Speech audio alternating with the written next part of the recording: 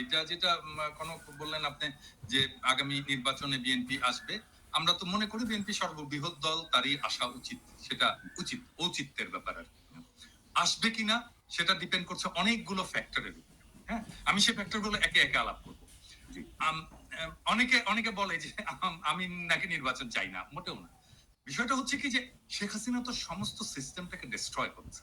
হ্যাঁ, সমস্ত সিস্টেম, মানে ইলেকশন কমিশন থেকে শুরু করে জুডিশিয়ারি, প্রশাসন, পুলিশ, আর্মি, কোন ইনস্টিটিউশন, স্টেট ইনস্টিটিউশন বাকি নাই, সব ইনস্টিটিউশনকে ডিস্ট্রয় করেছে।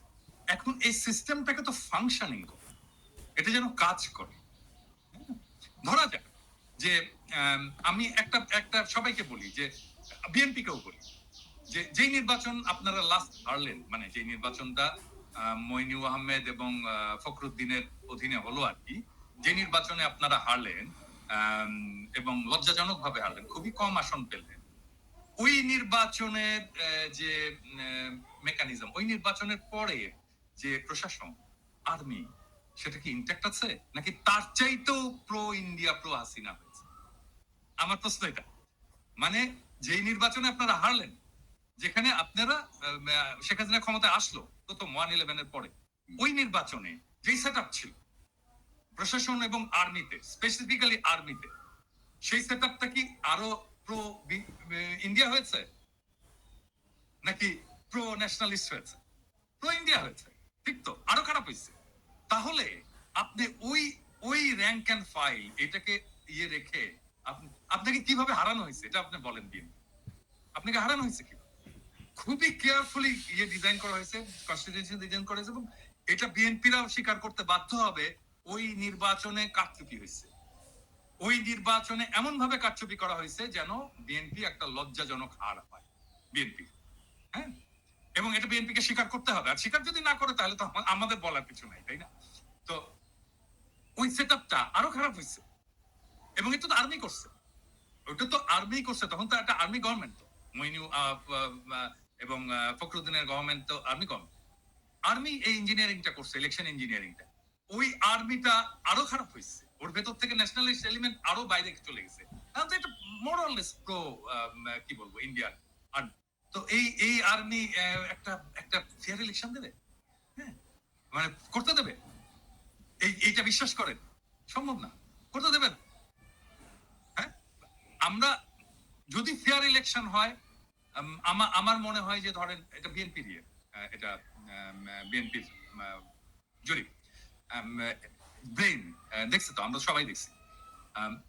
ব্রেইনের জরিপে ফেয়ার ইলেকশন হইলে মানে মানুষ বলছে যে আমরা 41% বিএনপি কে ভোট দেবে, অ্যাবসলিউট মেজরিটি হয় বিএনপি। কিন্তু আরো কিছু আছে ওইখানে। আচ্ছা আমি বলি, আমি গতকালকে একটা পোস্ট দিছিলাম, গতকাল না পরশুদিন, যে জামাতে ইসলামের ভোট কত। জামাতে ইসলাম 300 আসনে ইলেকশন করছিল এরশাদ পড়ার পরে 91 সালে প্রথম। এখানে ভোট পেয়েছিল তারা 12.3% সম্ভবত। এবং ওই সময় যদি আমরা সমস্ত ইসলামপন্থী দলগুলোর ভোটগুলো দেখি, তাহলে আমরা দেখবো 14%-এর মতো তারা ওই ভোটটা, এবং ওই ভোটটা ভালো ভোট হয়েছে।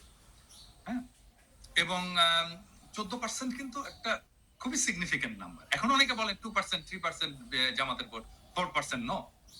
তারা সব আসনে নির্বাচন করে, তারা কিছু আসনে নির্বাচন করেছিল, ওইটাকে এক করে আমি ন্যাশনাল গড় করে বলি যে 3%, কিন্তু সবগুলো আসনে যখন করেছে তখন তার প্রায় 12.5%-এর মতো পড়ছে।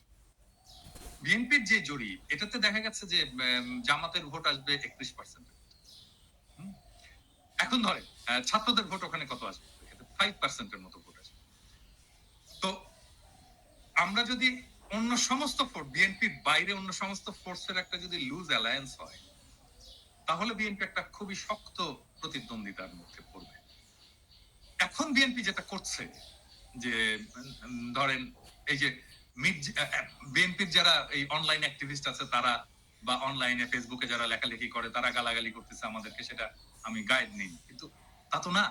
মির্জা ফখরুল, মির্জা আব্বাসের মতো সিনিয়র নেতারা, তারা সোশ্যাল মিডিয়ার পিছনে লাগছে এবং কিভাবে আমাদের সাথে পাঙ্গা নেওয়া শুরু করছে।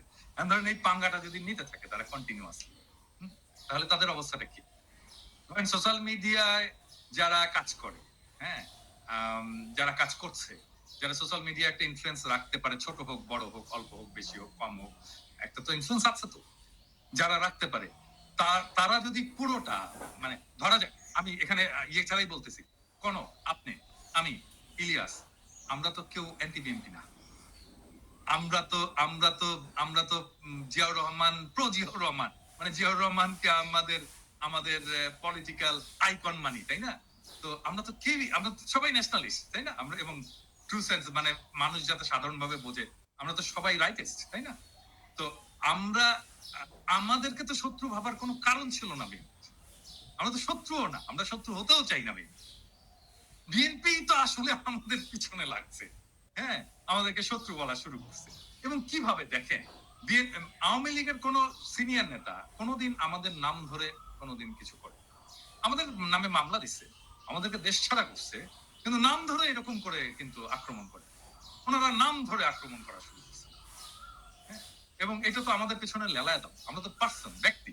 এবং ধরেন মির্জা ফখরুল যখন বলে কুতুব দাঁড়ায় গেছে সোশ্যাল মিডিয়ায় কিছু কুতুব, ওনারা কোথায় নিয়ে যেতে চান দেশকে আমরা জানি না, ওনারা জানবেন না কেন, উনি জানবেন না কেন, আমরা জানি না মানে আমরা কোথায় নিয়ে যেতে দেশকে? আমি বলছি সব সময়, আমরা বাংলাদেশে ভারতীয় আধিপত্যবাদ চাই না, আমরা বাংলাদেশে আওয়ামী পুনর্বাসন চাই না, আমরা বাংলাদেশে একটা সাম্যের সমাজ চাই, একটা ইনসাফের রাষ্ট্র চাই। চারটা সিম্পল জিনিস মির্জা ফখরুল ভাই, আপনি জানেন না কেন? আপনারাই বাধা হয়ে দাঁড়ায় আছেন আমাদের সামনে, আমাদের স্বপ্নের সামনে, মানুষের স্বপ্নের সামনে। এবং আপনারা জানতে হবে আমরা এটা চাই। এবং আমরা আমাদের মনে করার কারণ আছে, আমাদের মনে করার ক্রেডিবল কারণ আছে যে আপনারা আওয়ামী লীগকে পুনর্বাসিত করতে চান। কেন চান সে প্রসঙ্গে আসবো যদি আলোচনার সুযোগ থাকে। 2 নাম্বার, আপনারা ভারতের সাথে একটা নেগোসিয়েশন করেছেন, এটা আমাদের মনে করার ক্রেডিবল কারণ আছে। হ্যাঁ, এই জিনিসগুলোকে ক্লিয়ার করতে হবে আপনাদের কাছে। আপনারা যে আলাপ করেন, আপনারা সবার সাথে আলাপ করেন, অমুক রাজনৈতিক দলের সাথে আলাপ করেন, তমুক রাজনৈতিক দলের সাথে, সুশীল সমাজের সাথে আলাপ করেন, কেন আমাদের সাথে আলাপ করতে পারেন না? কেন পিনাকি, ইলিয়াস, কনক সারোরের সাথে কথা বলতে পারেন না? আপনারা মিটিং করতে পারেন না? করার দরকার আছে না? মানে আমরা পিপলস ভয়েস রিপ্রেজেন্ট করি না? আমাদের সাথে কথা বলেন না কেন? মানে আপনারা 31 দফা দিলেন, ধরেন 31 দফা দিলেন, 31 দফা তো এটা আপনার দলের দফা। তো আমরা তো সেই সময় তো আপনাদের সাথে এলাই ছিলাম, আমরা তো একসাথে লড়াই করতেছি, আন্দোলন করতেছি, আমাদেরকে দেখাইছেন। আমিও তো ডাক্তার, আমাকে তো দেখাইতে পারতেন যে ভাই 31 দফায় যে চিকিৎসা সংক্রান্ত যে জিনিসটা আছে, দাদা একটু দেখেন তো এটা ঠিক আছে কিনা, দেখাতে পারতেন তো। তাহলে তো আমাদের পার্টিসিপেশন থাকতো, আমরা ওন করতাম আপনার 31 দফা। কনক স্যার আপনি ওন করতেন, ইলিয়াস তুমি ওন করতা, তো আমাদেরকে ওন করার সুযোগ দিলেন না। আমি একই জিনিস বলবো, আমি একই জিনিস বলবো জামাতকেও, মানে তারা ইন্ডিভিজুয়ালি ফোন করে। এখন আমি শিওর যে জামাতের আমির তো খুবই মাইডিয়াল লোক, সবাইকে ফোন টোন করে, আমাকে ফোন করে, কিন্তু এটা তো ফোন করে উনি বলেন কি আপনার শরীর কেমন আছে দাদা, বাড়ির সবাই ভালো আছে? আমি তো শফিক ভাইয়ের কাছ থেকে এগুলো শুনতে চাই না, আমি শুনতে চাই পলিটিক্স, রিয়েল পলিটিক্স শুনতে চাই। হ্যাঁ, ব্যক্তিগত সম্পর্ক আপনার সাথে থাকবে, মানে আমরা যখন রাজনীতি থেকে বিদায় নেবো, অ্যাক্টিভিজম থেকে বিদায় নেবো, তখনও থাকবে আপনাদের সাথে, সেটা অসুবিধা নেই। আমি শুনতে চাই পলিটিক্স, আপনার প্রোগ্রাম, আপনি নির্বাচনে কি মেসেজ নিয়ে যাবেন, আগামীতে আপনি ভারতের সাথে কিরকম সম্পর্ক রাখবেন, হ্যাঁ, আপনি আমেরিকার সাথে কিরকম সম্পর্ক রাখবেন, চীনের সাথে কিরকম সম্পর্ক রাখবেন, রাষ্ট্রটাকে কিভাবে গড়বেন, সংবিধানে কি কি পরিবর্তন আনবেন, মানুষের জীবনে কিভাবে এই বাংলাদেশে যেভাবে হাসিনা যেভাবে ইসলামোফোবিয়ার চাষ করছে, এটাকে কিভাবে ফাইট করবেন, আন্তর্জাতিক ক্ষেত্রে আপনি ফিলিস্তিনের প্রশ্নে কি স্ট্যান্ড নেবেন, আমি তো জানতে চাই। হ্যাঁ, এই জিনিসগুলো তো জানতে চাই। এই জিনিসগুলো আমাদের সাথে কথা বলার কথা। আমার তো ভাই বাংলাদেশে আমার তো কোনো ফাইন্যান্সিয়াল ইন্টারেস্ট নাই, আমার কোনো ব্যবসা পাতি নাই, আমার চাকরি বাকরি নাই, তাই না? ওইখানে তো আমাদের সকলের তাই না? আমাদের চাওয়া তো একটাই, বাংলাদেশের মানুষ ভালো থাকুক, দেশটা ভালো থাকুক, দেশটা প্রোটেক্টেড থাকুক, দেশের স্বাধীনতা সার্বভৌমত্ব প্রোটেক্টেড থাকুক, এটা আমরা চাই। এইটার জন্য আমাদের সাথে কথা বলতে অসুবিধা কোথায় আপনাদের? হ্যাঁ, তবে দাদা